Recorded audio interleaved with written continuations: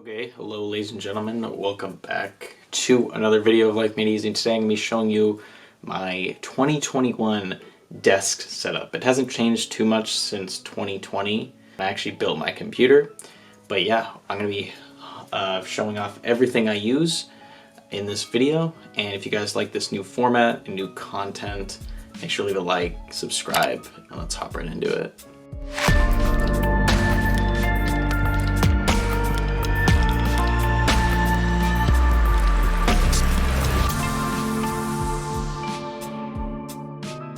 Okay, ladies and gentlemen, so starting out our list, we have my monitor itself. This is a Scepter monitor. It is 25 inches. You can find this on Amazon.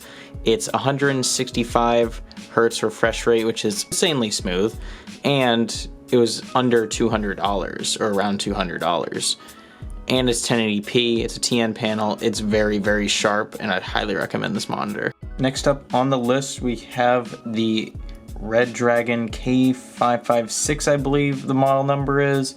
Red Dragon actually sent me out this keyboard a while back, and I did a full review on this channel for this keyboard. So if you guys are interested in that, you can definitely go check it out. It's on my channel right now. This is a fantastic mechanical keyboard.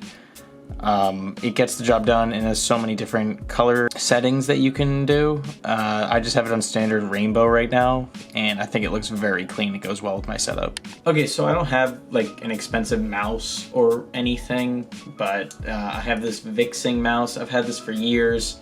Has 3 settings: on, off, and then on, but with LEDs, like red LEDs. I never use the LEDs, honestly, to save battery life, and I've only had to replace this battery like maybe once or twice in like years, so battery life on this thing is extremely solid.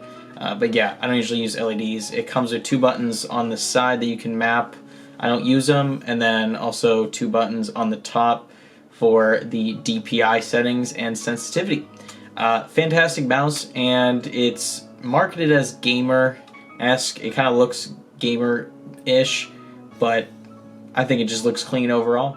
Okay, next I have to talk about this. This is the Blue Yeti microphone that I use probably every single day because I use my computer every day, I edit every day, I record almost every day, I do Zoom meetings every day, and this is the go-to microphone I always use. You can buy this on Amazon, you can buy it on eBay, you can buy it on Blue Yeti's or Blue's website. This is the #1 go-to microphone for YouTube, honestly. The audio on this thing is absolutely insane. If you watch any of my videos, you know, with a couple tweaks in OBS, you can make this thing sound incredibly sharp. So would I recommend this microphone? Yes, this is the best microphone for YouTube/podcasting that you can buy right now on the market. Okay, so I also use a Gear Sport watch. It's dead right now, but yeah, this thing goes great with any Samsung ecosystem devices such as the Tab S7, which I have, and my Galaxy S9. Receive notifications on here, has a bunch of different applications you can download from the Samsung like watch store, calculator, timer, you can set location, track activity. Very robust watch. It looks super clean, pretty big display too, which I love. Very comfortable on the wrist, very sensitive, and this, ladies and gentlemen, is the key to why I got this watch. That rotating bezel is so satisfying and so underrated. Okay, so this is like the Jam, I don't really know what the name of this is. It's like Jam something plus, I have no idea. But I got this speaker for $20 at Best Buy, and I needed a speaker other than the one coming out of the monitor, which is pretty rubbish. So I went out, well, I didn't go out, I just had this lying around, and it's okay audio quality. I'll give you a sample test right here, but it gets the job done. I mean, it's like 10 times better than what this monitor can output in terms of bass and highs and mids and overall volume. So ladies and gentlemen, let me know what you think of this speaker.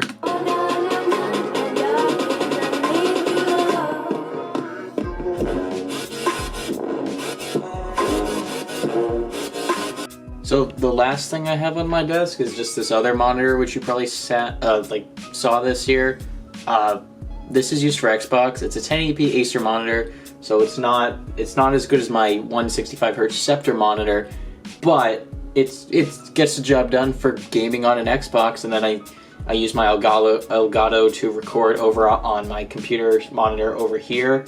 And the setup is super clean. I am very, very productive with all this stuff. I try to keep everything as minimal as possible. I don't like having stuff I don't use on my desk. I know I have like some junk over there, but just don't pay attention to that. So ladies and gentlemen, that's it for my desk setup in 2021. If you guys enjoyed this video, smash that like button, subscribe to the YouTube channel, and also hit that notification bell so you guys know exactly when I upload. Currently, and this is a surprise, I'll give this stat to you. I think it's like less than 1% of my watch time is from actual subscribers. So please guys, if you want to see more content in the future, please hit that bell notification so you guys know exactly when I upload. Currently only 5,500 people have notifications on, so I'm trying to get that number up to 10K. So please, please, please smash the notification button. I'm going to be putting in a ton of effort, making new content, hopefully more entertaining, something that I would watch. I'm going to be doing tech tips and tricks coming up. And I just want to make a quick side note real quick. The last thing I just want to say is this.